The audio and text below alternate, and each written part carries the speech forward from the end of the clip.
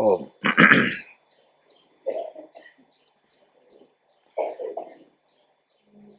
അവസാനം നമ്മൾ ശ്രദ്ധിച്ചത് യോഗയുക്തൻ, സമത്വബുദ്ധിയോടൊത്തവൻ, അതായത് കർമ്മയോഗി, കർമ്മയോഗയുക്തൻ, കർമ്മഫലത്തെ ത്യജിച്ച് നിഷ്ഠാപൂർവകമായ ശാന്തിയെ പ്രാപിക്കുന്നു. അവിടെ ഭാഷ്യകാരൻ സ്പഷ്ടമായി പറഞ്ഞു തന്നു, സത്വശുദ്ധി, ജ്ഞാനപ്രാപ്തി, സർവകർമ്മ സന്യാസ, ജ്ഞാനനിഷ്ഠ ക്രമേണ എന്ന്.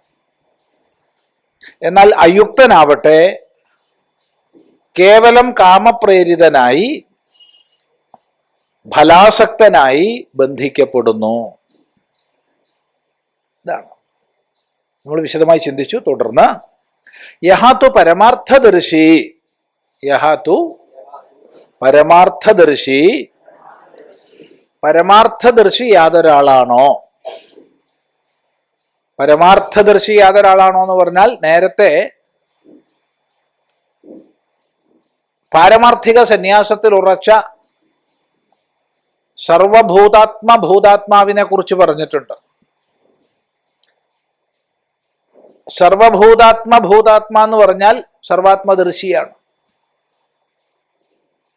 അങ്ങനെയുള്ള പരമാർത്ഥദർശി യാതൊരാളാണോ അയാളെ സംബന്ധിച്ച് പറയുകയാണ്, സർവകർമാണി മനസാ സന്യസ്യാസ്തേ സുഖം വശി നവദ്വാരേ പുരേ ദേഹി നൈവ കുർവൻ ന കാരയൻ.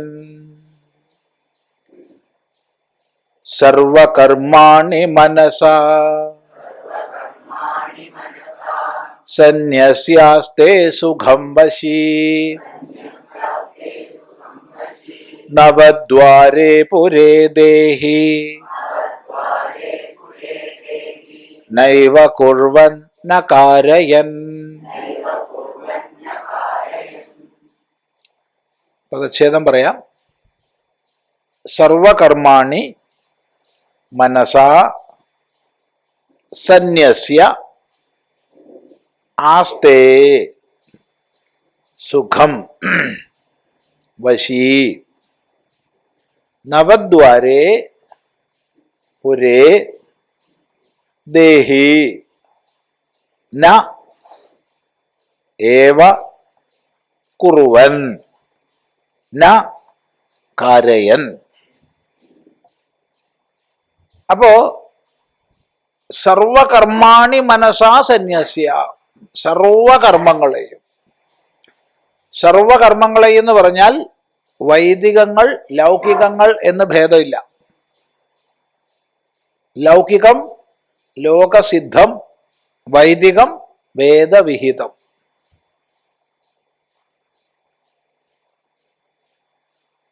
ലൗകികം എന്ന് പറഞ്ഞാൽ ലോകവിഹിതമല്ല, ലോകസിദ്ധമാണ്. ലോകത്തിലാരും വിധിക്കുന്നതല്ല, അത് ലോകസിദ്ധമാണ്. നമ്മൾ കണ്ടറിഞ്ഞ് ചെയ്യുന്നതാണ് ലൗകിക കർമ്മങ്ങൾ. നമ്മുടെ വ്യത്യസ്ത വ്യക്തിത്വ തലങ്ങൾക്കനുസരിച്ച് ഓരോ സന്ദർഭത്തിലും എന്ത് ചെയ്യണം എന്ന് തിരിച്ചറിഞ്ഞ് ചെയ്യുന്നതാണ് ലൗകികങ്ങൾ. വൈദികമാകട്ടെ വേദവിഹിതമാണ്, വേദത്താൽ വിധിക്കപ്പെടുന്നത്. ഇങ്ങനെയുള്ള രണ്ട് വിധ കർമ്മങ്ങളെയും സർവകർമാണി. ഇനി വൈദിക കർമ്മങ്ങളെ തന്നെ നമുക്ക് വീണ്ടും തരംതിരിക്കാം. നിത്യ, നൈമിത്തിക, കാമ്യ, പ്രായശ്ചിത്തങ്ങൾ. അപ്പൊ ലൗകികം വൈദികം ആദ്യം വിഭജിക്കുന്നു. വൈദികത്തെ തന്നെ നിത്യം, നൈമിത്തികം, കാമ്യം, പ്രായശ്ചിത്തം എന്ന് വിഭജിക്കാം. നിത്യം എന്ന് പറഞ്ഞാൽ നിത്യം ചെയ്യേണ്ടത്, ഒരു കാരണവശാലും ഒഴിവാക്കാൻ പാടില്ലാത്തത്, ഒരു കാരണവശാലും ഒഴിവാക്കാൻ പാടില്ലാത്തത്, നിത്യം ചെയ്യേണ്ടത്.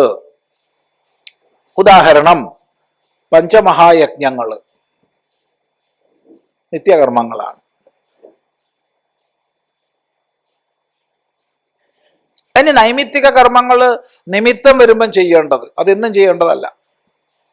നിമിത്തം വരുമ്പോൾ ചെയ്യേണ്ടത്. ഉദാഹരണം, ഷോഡശ സംസ്കാരങ്ങൾ, ഗർഭാധാനം മുതൽ അന്ത്യേഷ്ടി വരെയുള്ള സംസ്കാര കർമ്മങ്ങൾ.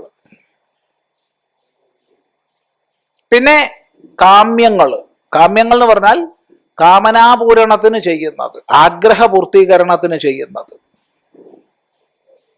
പിന്നെ 4 പ്രായശ്ചിത്തം. പ്രായശ്ചിത്തം എന്ന് പറഞ്ഞാൽ നോക്കൂ, ചെയ്യേണ്ടത് ചെയ്യാതിരുന്നാലോ ചെയ്യരുതാത്തത് ചെയ്താലോ അപരാധം ഉണ്ടാവും. ചെയ്യരുത് എന്നുള്ളുന്ന വളരെയധികം വിലക്കി എന്നിട്ട് നമ്മൾ പ്രേരണ കൊണ്ട് ചെയ്യുകയാണെങ്കിൽ അപരാധം ഉണ്ടാവും. ചെയ്യണമെന്നുള്ളെന്ന് നിർദ്ദേശിക്കപ്പെട്ടിട്ട് നമ്മൾ ചെയ്യാതിരിക്കുകയാണെങ്കിലും അപരാധം ഉണ്ടാവും. ഈ അപരാധത്തിൽ നിന്നാണ് പാപം ഉണ്ടാവുന്നത്. പാപപരിഹാരാർത്ഥമാണ് പ്രായശ്ചിത്തം. ഇങ്ങനെ 4 വിധ കർമ്മങ്ങളാണ് വൈദികങ്ങൾ: നിത്യ, നൈമിത്തിക, കാമ്യ, പ്രായശ്ചിത്തങ്ങൾ. ലൗകികങ്ങൾ ലോകസിദ്ധങ്ങളായിട്ടുള്ളവ. അങ്ങനെയുള്ള കർമ്മങ്ങൾ സർവകർമാണി.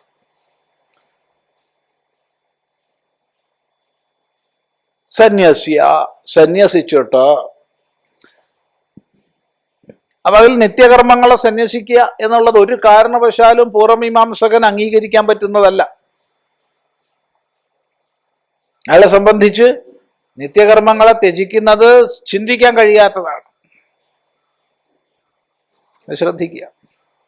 എന്നാൽ ഭഗവാൻ പറയുന്നു സർവകർമാണി സന്യസ്യ, എല്ലാ കർമ്മങ്ങളെയും സന്യസിച്ചിട്ട് സുഖം ആസ്തേ, സുഖയിരിക്കുന്നു. സുഖയിരിക്കുന്നു. ആര്? വശീ. ആരുടെ വശത്തിലാണോ ഇന്ദ്രിയങ്ങളും മനസ്സും ബുദ്ധിയുമെല്ലാം, ഇന്ദ്രിയ മനോബുദ്ധികളെയെല്ലാം സ്വവശത്തിലാക്കിയ സംയമി സുഖായിട്ടിരിക്കണു. എവിടെ? നവദ്വാരേ പുരേ, 9 ദ്വാരങ്ങളോടുകൂടിയ പട്ടണത്തിൽ.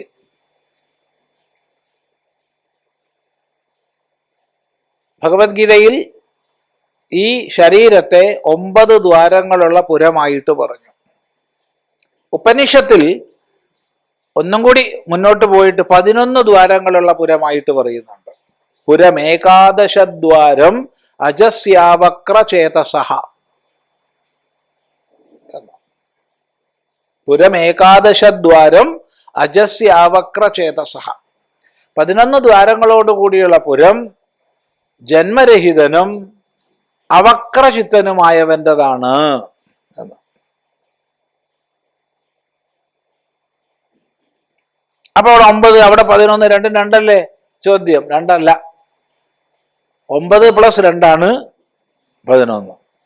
ആ 2 അപ്രധാനമായിട്ട് അല്ലെങ്കിൽ അത്രയ്ക്ക് അങ്ങോട്ട് പ്രാധാന്യം കൊടുക്കണ്ട എന്നുള്ളത് കൊണ്ട് ഭഗവാൻ അതിനെ 9 എന്ന് പറഞ്ഞു എന്നേ ഉള്ളൂ. ഏതാ 9 ദ്വാരങ്ങള്? 2 കണ്ണ്, മൂക്ക് 4, ചെവി 6, വായ 7, മലമൂത്ര വിസർജനങ്ങൾക്കുള്ളത് 9. ഇതിൻ്റെ കൂടെ മൂർധാവിലെ ബ്രഹ്മരന്ധ്രവും പൊക്കിൾ കൊടിയും ചേർത്തിട്ടാണ് 11 എന്ന് പറയുന്നത്. അതൊന്ന് ബന്ധന സൂചകമാണ്, ഒന്ന് മുക്തി സൂചകമാണ്. അല്ലേ? ഒന്ന് ബന്ധന സൂചകമാണ്, അമ്മയുമായിട്ടുള്ള കെട്ടുപാട്. ആ കെട്ടുപാടിന്റെ ഓർമ്മയാണത് പൊക്കിള്. പൊക്കിള് കാണുമ്പോൾ ബന്ധനമാണ്. മറ്റത് മുക്തിദ്വാരാണ്. പക്ഷെ ഇത് രണ്ടും അത്ര സ്പഷ്ടമായി നമുക്ക് മനസ്സിലാക്കാൻ കഴിയാത്ത 2 ദ്വാരങ്ങളാണ്, അതിസൂക്ഷ്മങ്ങളാണ്. അതുകൊണ്ടാവാം ഭഗവാൻ ആ 2നെ ഒഴിവാക്കിയിട്ട് 9 പറഞ്ഞത്. ഏതായാലും ദ്വാരങ്ങളോട് കൂടിയ പട്ടണത്തിൽ, ഒരു പട്ടണത്തിൽ എന്തെല്ലാം വ്യവസ്ഥകളുണ്ടോ അതെല്ലാം ഈ ശരീരത്തിലും ഉണ്ട്. ഇല്ലെന്ന് ആലോചിച്ച് നോക്കൂ. ഒരു പട്ടണത്തിൽ എന്തൊക്കെ വ്യവസ്ഥകളുണ്ട്? റോഡുണ്ട്, മറ്റ് ട്രാഫിക് വ്യവസ്ഥകളുണ്ട്, ഇലക്ട്രിസിറ്റി ഉണ്ട്, മറ്റ് വാർത്താവിനിമയ സംവിധാനങ്ങൾ, കമ്മ്യൂണിക്കേഷൻ സംവിധാനങ്ങളുണ്ട്, സുരക്ഷാ സംവിധാനങ്ങളുണ്ട്, അക്രമികളുണ്ട്, കള്ളന്മാരുണ്ട്, അവരെ നിയന്ത്രിക്കാനുള്ള വ്യവസ്ഥ ഉണ്ട്. ഇതൊക്കെ നമ്മുടെ ദേഹത്തിലുണ്ട്. ദേഹത്തിലുണ്ടെന്ന് മാത്രമല്ല, ദേഹത്തിലുള്ള പല വ്യവസ്ഥകളും ഇന്നും പട്ടണങ്ങളിൽ ആയിട്ടില്ല. ഇന്നും ആയിട്ടില്ല പട്ടണങ്ങളിൽ. ആവും. സാങ്കേതിക വിദ്യ മുന്നോട്ട് പോകുന്നതിനനുസരിച്ച് ആവും. എന്നാലും പൂർണ്ണമായിട്ട് ഈ ദേഹത്തിലുള്ളതൊക്കെ അവിടെ ഉണ്ടാവും തോന്നുന്നില്ല. കാരണം ഈ ശരീരം അത്യന്ത കുശല ശില്പികൾക്ക് പോലും നിർമ്മിക്കാൻ പ്രയാസകരമായതാണ്. അത്ര അത്ഭുതകരമാണ് ഈ ദേഹം. അതിരിക്കട്ടെ. അപ്പോ ഇങ്ങനെയുള്ളതായ 9 ദ്വാരങ്ങളോട് കൂടിയ പട്ടണത്തിൽ സുഖമായി ഇരിക്കുന്നു ആര്? വിജ്ഞാനിയായ, സർവകരണങ്ങളെയും വശത്തിൽ വെച്ചിരിക്കുന്ന ജ്ഞാനി. അവിടെ ചോദ്യം വന്നു, ഇതെന്ത് വിഡ്ഢിത്താ പറയണത്? ജ്ഞാനിയും അജ്ഞാനിയും ഒക്കെ ദേഹത്ത് തന്നെയല്ലേ ഇരിക്കണത്? അജ്ഞാനിയായാലും വിജ്ഞാനിയായാലും ജ്ഞാനിയായാലും ദേഹത്തിലായിരിക്കണത്. പിന്നെന്താ ജ്ഞാനി ദേഹത്തിൽ ഇരിക്കണമെന്ന് പറയണത്? അവിടെ മറുപടി, അജ്ഞാനി ദേഹത്തിലല്ല ഇരിക്കണത്, ദേഹമായിട്ടായിരിക്കണത്. ഒരാൾക്ക് ദേഹോഹം ബുദ്ധി, മറ്റേയാൾക്ക് ദേഹേഹം ബുദ്ധി. ഇതേ മാറ്റമുള്ളൂ. ചെറിയൊരു ഒരു ഒരു ഒരു പുള്ളിയുടെ വ്യത്യാസമേ ഉള്ളൂ. ഒരാൾക്ക് ദേഹേഹം ബുദ്ധി, ദേഹത്തിൽ ഞാൻ ഇരിക്കുന്നു. മറ്റതോ, ഞാൻ ദേഹമായിട്ടിരിക്കുന്നു. ദേഹം തന്നെയാ ഞാൻ, എന്നറിയില്ലേ?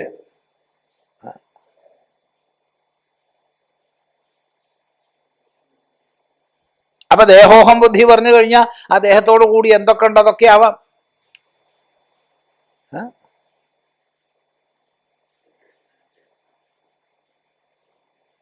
എന്തൊക്കെ അതിനോട് ചേർന്നുണ്ട് അതൊക്കെ ആവാം.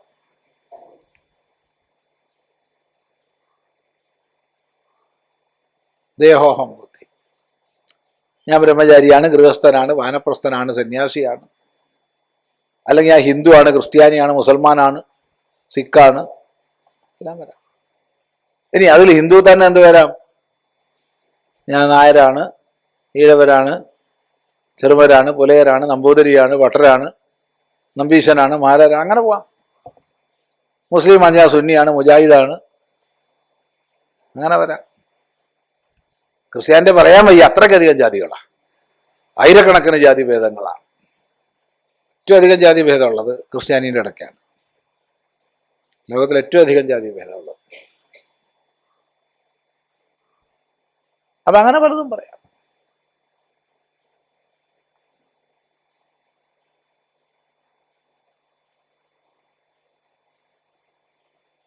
ഇത് ദേഹോഹം.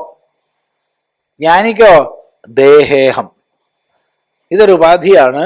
ഈ ഉപാധിയിൽ ഞാനിരിക്കുന്നു. താൽക്കാലികമായിട്ടുള്ളൊരു ഉപാധി, ഇത്രയേ ഉള്ളൂ.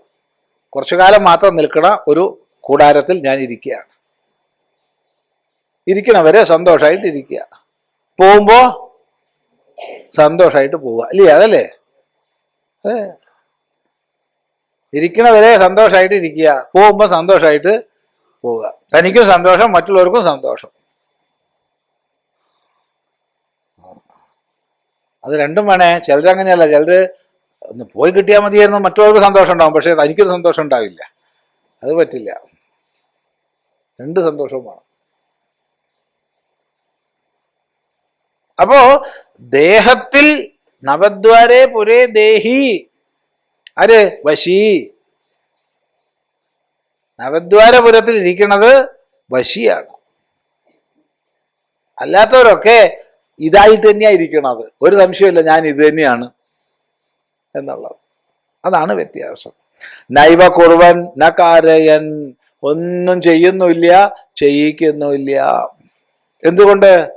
സച്ചിദാനന്ദ പരിപൂർണ സ്വരൂപമാണ് താൻ എന്നുള്ള ബോധത്തിൽ കൃതകൃത്യനായിരിക്കുകയാണ്, കൃതാർത്ഥനായിരിക്കുകയാണ്.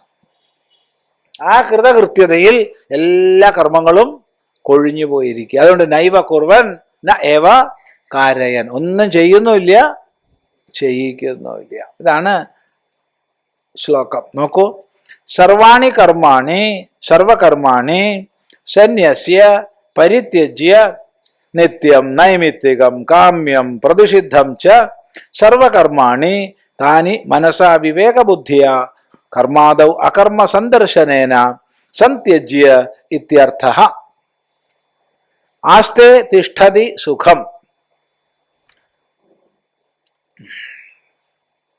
ത്യക്ത വാങ്മനക്കായ ചേഷ്ടഃ നിരായാസഃ പ്രസന്നചിത്തഃ ആത്മനഃ അന്യത്ര നിവൃത്ത ബാഹ്യ സർവപ്രയോജന ഇതി സുഖമാസ്തേ ഇതി ഉച്യത്തെ.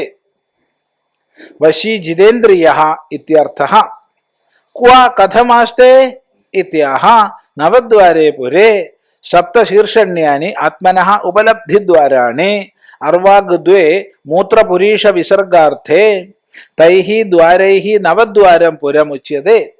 ശരീരം പുരമിവ പുരം ആത്മൈകസ്വാമികം തദർത്ഥ പ്രയോജനൈഃ ച ഇന്ദ്രിയ മനോബുദ്ധി വിഷയൈഃ അനേക ഫലവിജ്ഞാനസ്യ ഉത്പാദകൈഃ പൗരൈഃ ഇവ അധിഷ്ഠിതം. തസ്മിൻ നവദ്വാരേ പുരേ ദേഹി സർവം കർമ്മ സന്യസ്യ ആസ്തേ. സർവാണി കർമാണി സർവകർമാണി സന്യസ്യ പരിത്യജ്യ നിത്യം നൈമിത്തികം കാമ്യം പ്രതിഷിദ്ധം ച സർവകർമാണി താനി മനസാ വിവേകബുദ്ധ്യാ കർമാദൗ അകർമ്മ സന്ദർശനേന സന്ത്യജ്യ ഇത്യർത്ഥഃ. ആസ്തേ തിഷ്ഠതി സുഖം ത്യക്തവാങ്മനക്കായ ചേഷ്ടഃ നിരായാസഃ പ്രസന്നചിത്തഃ ആത്മനഃ അന്യത്ര നിവൃത്ത ബാഹ്യ സർവപ്രയോജനഃ ഇതി സുഖം ആസ്തേ ഇതി ഉച്യത്തെ. വശീ ജിതേന്ദ്രിയഃ ഇത്യർത്ഥഃ.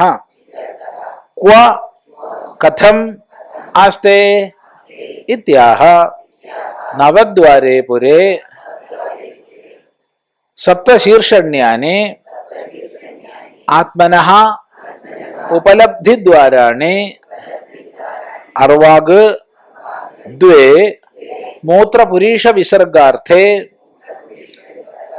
തൈഃ ദ്വാരൈഃ നവദ്വാരം പുരം ഉച്യത്തെ. ശരീരം പുരമിവ പുരം ആത്മൈകസ്വാമികം തദർത്ഥ പ്രയോജനൈഃ ച ഇന്ദ്രിയ മനോബുദ്ധി വിഷയൈഃ അനേക ഫലവിജ്ഞാനസ്യ ഉത്പാദകൈഃ പൗരൈഃ ഇവ അധിഷ്ഠിതം. തസ്മിൻ നവദ്വാരേ പുരേ ദേഹി സർവം കർമ്മ സന്യസ്യ ആസ്തേ. അപ്പോ സർവകർമ്മങ്ങളെയും സർവാണി കർമാണി എല്ലാ കർമ്മങ്ങളെയും ലൗകികം വൈദികം എല്ലാ കർമ്മങ്ങളെയും സന്യസ്യ പരിത്യജിച്ചിട്ട് ഉപേക്ഷിച്ചിട്ട് അതിക്രമിച്ചിട്ട്. അപ്പൊ ഉപേക്ഷിക്കുക അതിക്രമിക്കുക എന്നൊക്കെ പറയണമെങ്കിൽ അവ അപ്രസക്തമായി തീരണമെന്ന് മനസ്സിലാക്കുക. അപ്രസക്തമായി തീർന്നാൽ മാത്രമേ ഉപേക്ഷിക്കപ്പെട്ടതാവൂ, അല്ലെങ്കിൽ ആവില്ല. മറ്റൊരു കർമ്മം നമ്മൾ ഉപേക്ഷിച്ചു എന്ന് പറഞ്ഞാലും ആ കർമ്മമായിരിക്കും നമ്മുടെ ഉള്ളിൽ എപ്പോഴും ഉണ്ടാവുക. എന്നാൽ എപ്പോ അതിക്രമിക്കപ്പെടുന്നുവോ അപ്പൊ അത് അപ്രസക്തമായി. ആ അർത്ഥത്തിൽ മനസ്സിലാക്കണം. അങ്ങനെ സർവകർമ്മങ്ങളെയും സന്യസിച്ച് പരിത്യജ്യ നിത്യം നൈമിത്തികം കാമ്യം പ്രതിഷിദ്ധം. ഇവിടെ എന്തുകൊണ്ടാണ് പ്രതിഷിദ്ധം എന്ന് പറഞ്ഞതെന്ന് അറിയില്ല. തെറ്റല്ല, അതങ്ങനെ തന്നെയാണ് ഭാഷ്യത്തില് എല്ലാ പാഠങ്ങളിലും കാണുന്നത്. കാരണം പ്രതിഷിദ്ധം വാസ്തവത്തിൽ കർമ്മമല്ല, പ്രതിഷിദ്ധം വികർമ്മമാണ്. ഈ വിഷയം കർമ്മണോഹി അപി ബോധവ്യം, ബോധവ്യം ച വികർമ്മണ, അകർമ്മണശ്ച ബോധവ്യം, ഗഹന കർമ്മണോഗതി എന്നുള്ളടത്ത് പറഞ്ഞിട്ടുണ്ട്. പ്രതിഷിദ്ധം ചാൽ നിഷേധിക്കപ്പെട്ടത്, പ്രതിഷേധിക്കപ്പെട്ടത്, ചെയ്യരുത് എന്ന് വിലക്കപ്പെട്ടത്, അത് വികർമ്മമാണ്. വൈദിക കർമ്മങ്ങൾ നിത്യനൈമിത്തിക കാമ്യ പ്രായശ്ചിത്തങ്ങളാണ്. അതാണ് നിത്യം, നൈമിത്തികം, കാമ്യം, പ്രായശ്ചിത്തം. ഇവിടെ പ്രതിഷിദ്ധം.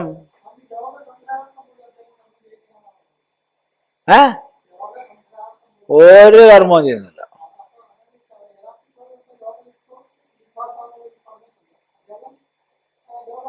നോക്കൂ, ലോകസംഗ്രഹാർത്ഥം കർമ്മം ചെയ്തുകൊണ്ടേയിരിക്കുന്നു, എന്നാൽ സ്വബുദ്ധിയ ഒരു കർമ്മവും ചെയ്യുന്നില്ല.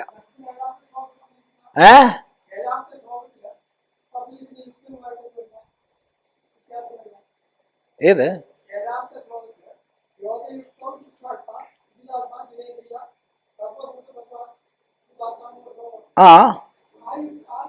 കുറുവൻ അപി ന ലിപ്യതേ. ഇവിടെ അത് കഴിഞ്ഞിട്ട് കർമ്മയോഗത്തെ പറഞ്ഞു.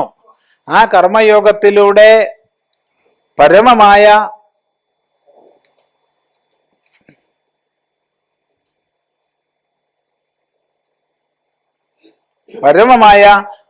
പദത്തിലേക്ക് ഉയരുന്നു. എങ്ങനെ?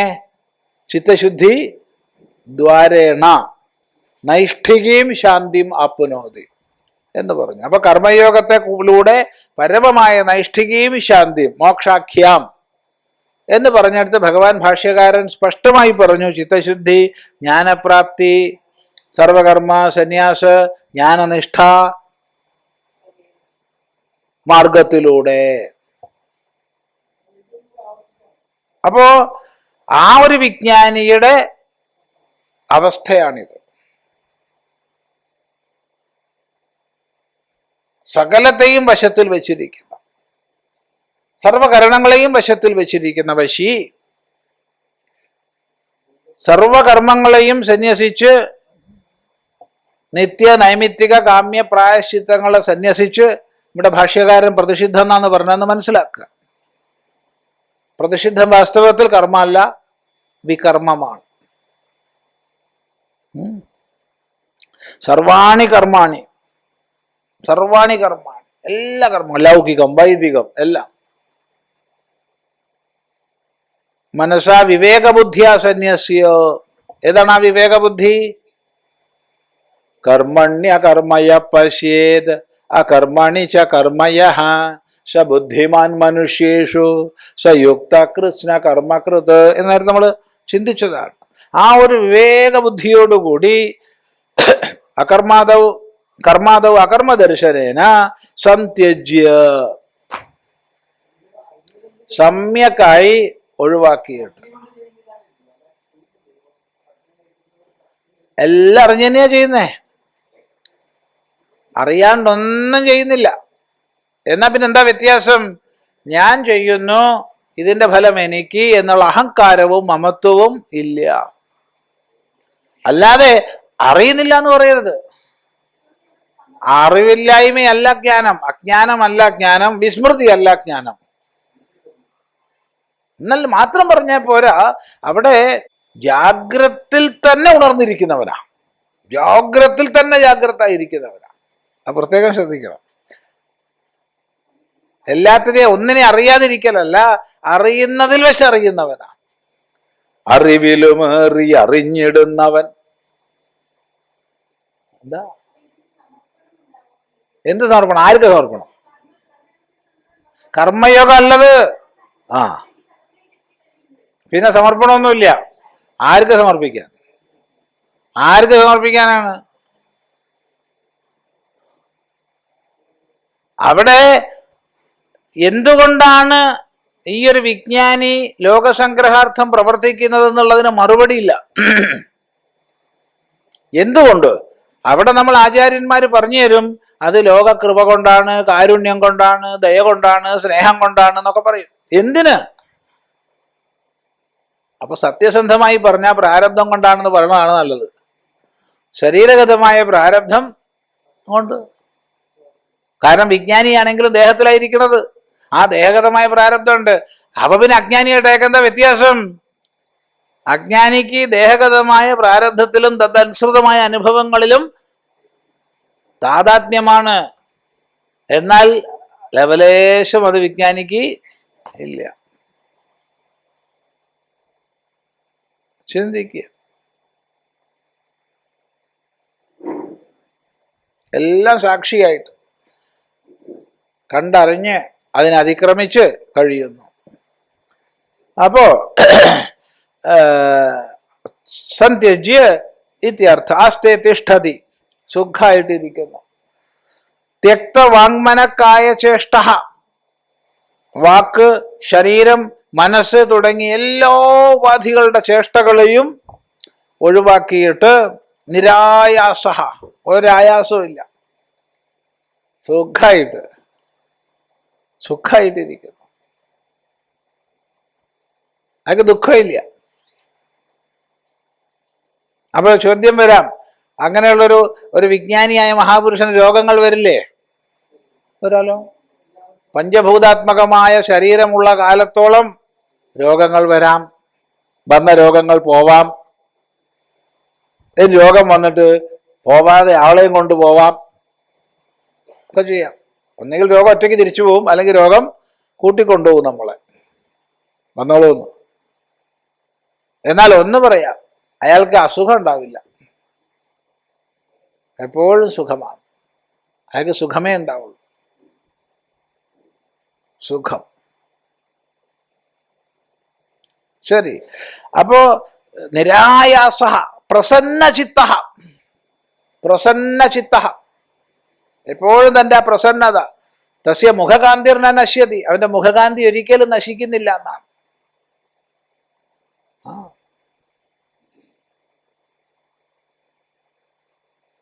അത് നമ്മൾ ചിത്രങ്ങൾ വരച്ചിട്ട് വട്ടത്തിൽ ഒരു പ്രകാശം വരച്ചുകൊണ്ട് കാര്യമില്ല. അങ്ങനുണ്ട് ഇല്ലേ? കാന്തി കാണിക്കാൻ വേണ്ടി അങ്ങനെ ചെയ്യാറുണ്ട്. വേണം, വേണ്ടത് തന്നെയാണ്, വേണ്ടെന്നല്ല പറഞ്ഞത്. പക്ഷെ അത് ബാഹ്യമല്ല എന്ന് മനസ്സിലാക്കുക. ബാഹ്യമായിട്ടും ഉണ്ട്, ബാഹ്യമായിട്ടില്ല എന്ന് വിചാരിക്കരുത്. വർച്ചസ് ഉണ്ട്, തേജസ് ഉണ്ട്.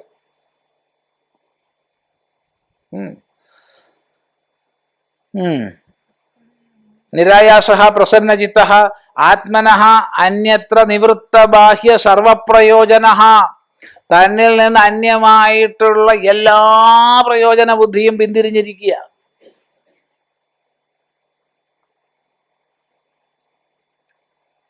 ആനന്ദമഗ്നനായിരിക്കുക. അപ്പൊ പിന്നെ അയാൾക്ക് എവിടുന്ന് എന്ത് വേറെ കിട്ടാനുള്ളത്?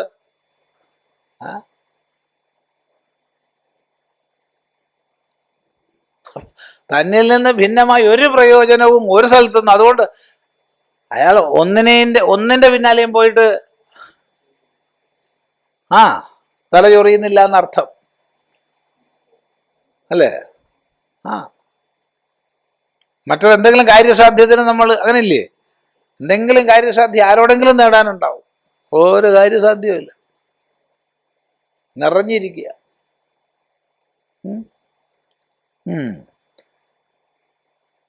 ഇത് സുഖമാസ്തേ ഇത് ഉച്യതേ. നവദ്വാരേ പുരേ, 9 ദ്വാരങ്ങളുള്ള പുരത്തിൽ സപ്തശീർഷണ്യാനി, ശിരസിൽ 7 എണ്ണം അല്ലേ? ശിരസിൽ 7 എണ്ണം. 2 + 2 + 2 + 1 7. അർവാഗ് അതെന്താണ് 7 എണ്ണം? ആത്മനഃ ഉപലബ്ധിദ്വാരാണി, തനിക്ക് കിട്ടാനുള്ളത്, തനിക്ക് നേടാനുള്ളതാണ് ഈ 7 എണ്ണം. 7 കൂടിയാ നേടുന്നത്, 7 കൂടിയാ നേടുന്നത്.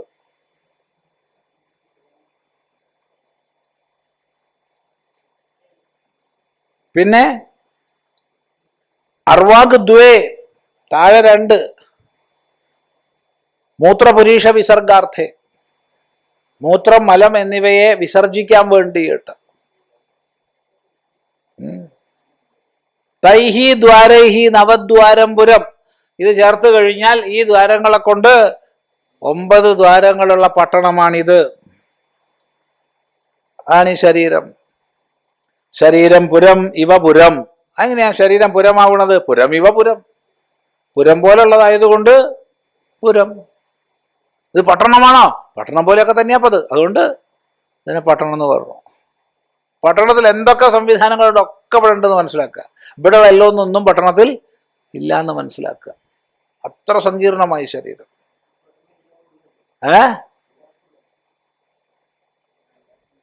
ഇത് എല്ലാവർക്കും ഉണ്ടല്ലോ. ആര് പറഞ്ഞല്ലോ? ആരെങ്കിലും പറഞ്ഞോ ഇല്ല എന്ന്? പട്ടണം എല്ലാവർക്കും ഉള്ളതാണ്. പട്ടണം ജ്ഞാനി എന്നോ അജ്ഞാനി എന്നോ വിജ്ഞാനി എന്നോ വ്യത്യാസമില്ല. എല്ലാവർക്കും ഉള്ളത് തന്നെയാണ് ഈ പഠനം. എല്ലാവർക്കും ഉള്ളതാണ്.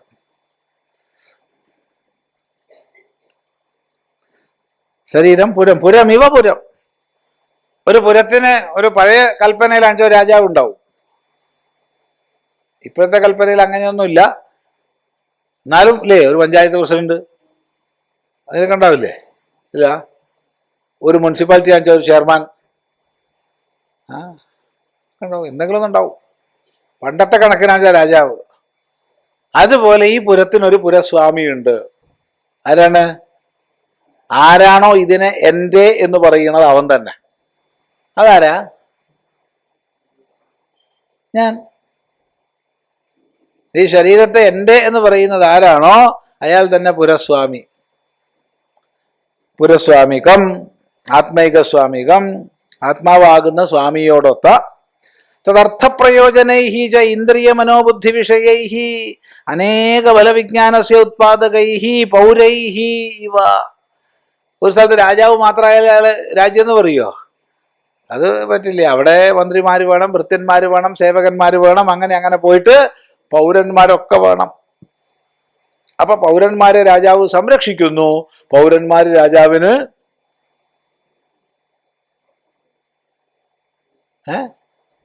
ടാക്സ് കൊടുക്കുന്നു.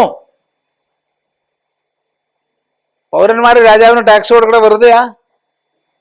അല്ല. രാജാവ് അവരെ സംരക്ഷിക്കുന്നു. അവർക്ക് വേണ്ട വ്യവസ്ഥകളെല്ലാം രാജാവ് കൊടുക്കുന്നു. അതിന് തിരിച്ചും പൗരന്മാര് രാജാവിന് ടാക്സ് കൊടുക്കും. അങ്ങനെ പരസ്പരം രണ്ടുപേരും അങ്ങോട്ടും ഇങ്ങോട്ടും സന്തോഷമായിട്ട് ഒന്നിച്ച് ജീവിക്കും. ഒരാൾ മറ്റേക്കാൾ വലുതുമല്ല ചെറുതുമല്ല. ഇതുപോലെ ആത്മാവാകുന്ന സ്വാമി ഈ ശരീരത്തിൽ അധിഷ്ഠിതമായതുകൊണ്ട് ബാക്കിയുള്ള എല്ലാവർക്കും ഇരിക്കാൻ പറ്റുന്നു. ബാക്കിയുള്ള എല്ലാവരും എന്ത് ചെയ്യുന്നു? തദർത്ഥ പ്രയോജനമായ പ്രവൃത്തികളെ ചെയ്യുന്നു. കണ്ണ് രൂപത്തെ കൊണ്ടെടുക്കുന്നു, ചെവി ശബ്ദത്തെ കൊണ്ടെടുക്കുന്നു, മൂക്ക് മണത്തെ കൊണ്ടെടുക്കുന്നു, നാക്ക് രുചിയെ കൊണ്ടെടുക്കുന്നു, ത്വക്ക് സ്പർശത്തെ കൊണ്ടെടുക്കുന്നു. ആ കൊണ്ടുകൊടുക്കുന്ന വിഷയങ്ങളിൽ മനസ്സ് പറയണത് നല്ലതാട്ടുവോ, അപ്പൊ രാജാവിന് സന്തോഷമായി. മോശമാട്ടുവോ, രാജാവിന് വിഷമായി. അങ്ങനെയല്ലേ ഉണ്ടാവണത്? അല്ല, മനസ്സാണത് കൽപ്പിക്കണത്. നല്ലത് ചീത്ത തുടങ്ങി എല്ലാം മനസ്സ് കൽപ്പിക്കണതാ. അല്ലാണ്ടൊരു നല്ലതുമില്ല ചീത്തയില്ല.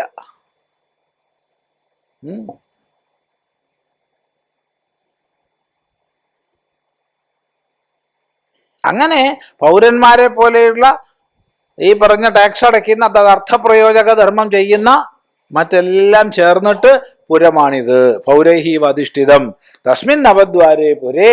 അങ്ങനെയുള്ള നവദ്വാരമായ പുരത്തിൽ ദേഹി സർവകർമ്മ സന്യസ്യാസ്തേ. എല്ലാ കർമ്മങ്ങളെയും ഉപേക്ഷിച്ച് സന്തോഷമായിട്ട് ദേഹി ഇരിക്കുന്നു.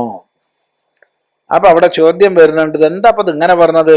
സന്യാസി ആയാലും അസന്യാസി ആയാലും ദേഹത്ത് തന്നെയല്ലേ ഇരിക്കണത്? പിന്നെ എന്താ ദേഹത്തിൽ സന്യാസിയായിട്ടുള്ള വശിയായിട്ടുള്ള ആൾ ഇരിക്കുന്നു എന്ന് പറഞ്ഞത്? എന്താ അതിന്റെ കാരണം? ആ ചോദ്യവും അതിന്റെ ഉത്തരവുമാണ് ഇനി വരുന്നത്.